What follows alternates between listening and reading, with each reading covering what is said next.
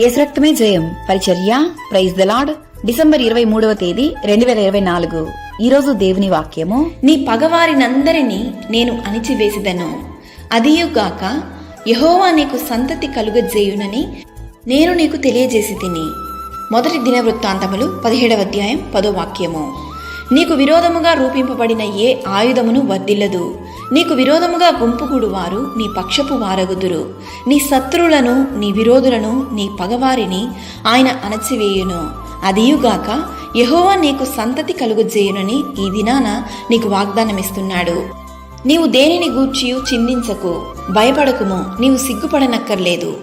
అవమానమును నీవు తలంచకు. నీవు ఎక్కడ దుఃఖించావో, అవమానపడ్డావో అక్కడే దేవుడు నిన్ను ఆశీర్వదించి దీవించును.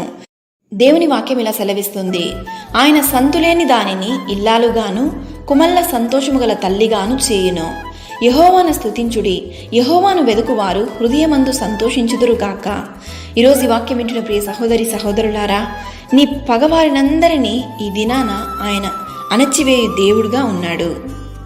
అదియుగాక యెహోవా నీకు సంతతి కలుగజేయును.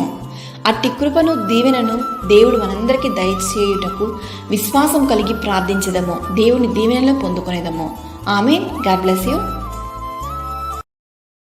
Download ShareChat.